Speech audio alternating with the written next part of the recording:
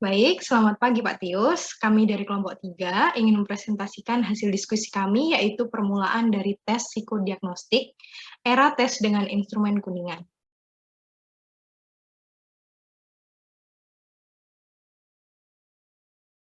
Nah, jadi kapan sih semua ini berawal? Psikologi eksperimen sendiri itu mulai muncul dan berkembang pada akhir tahun 1800 di benua Eropa dan di negara Inggris.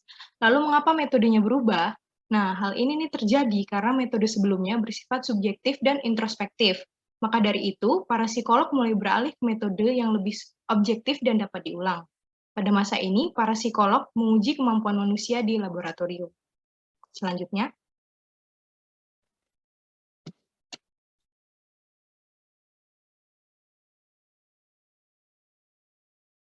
penekanan metode objektif dan kuantitas yang dapat diukur merupakan kemajuan besar dari mentalisme Mandor sebelumnya. Psikologi eksperimen ini juga menemui jalan buntu sejauh berkaitan dengan psikologi. Nah, masalahnya para psikolog eksperimen terdahulu salah mengira bahwa proses-proses sensori sederhana sebagai intelijensi. Mereka menggunakan berbagai instrumen kuningan untuk mengukur ambang batas sensori dan waktu reaksi. Berpikir bahwa kemampuan-kemampuan tersebut adalah inti dari intelijensi. Karena itu, periode ini terkadang disebut sebagai era tes psikologi dengan instrumen kuningan.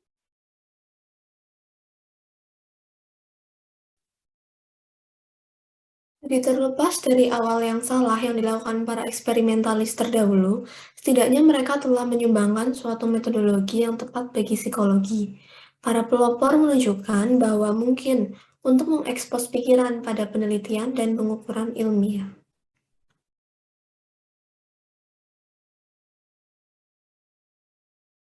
Menciptakan laboratorium psikologi pertama dan menulis pada banyak pujian pada tahun 1879 di Leipzig, Jerman. Gak hanya itu, Wundt itu juga berhasil menciptakan alat untuk mengukur kecepatan berpikir seseorang.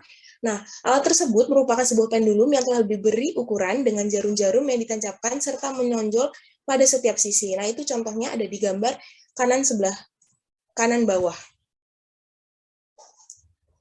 Selanjutnya.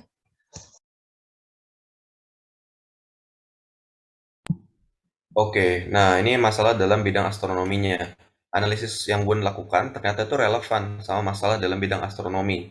Misalnya ada 2 atau lebih astronom yang secara bersamaan menggunakan teleskop yang sama dengan banyak lensa. Tapi entah kenapa melaporkan waktu lintas yang berbeda ketika bintang-bintang bergerak melintasi suatu garis jala pada teleskop. Nah, analisis Wundt ini menawarkan penjelasan alternatif tentang anggapan bahwa semua orang memiliki kecepatan berpikir yang sama. Sederhananya, Wundt ingin memberikan penjelasan bahwa kecepatan berpikir pada orang itu berbeda-beda.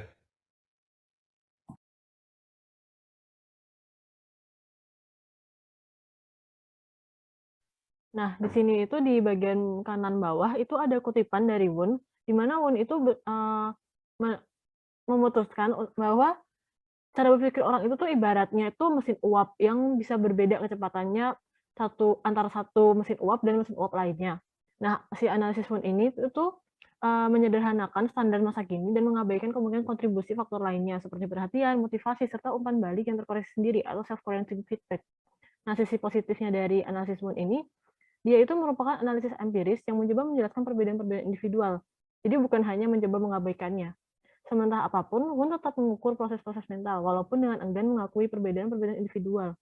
Penekanan pada perbedaan individual merupakan hal yang tidak biasa bagi Wundt.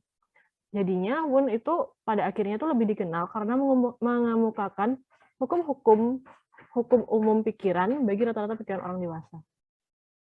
Sekian presentasi dari kelompok 3, kurang lebihnya mohon maaf. Terima kasih.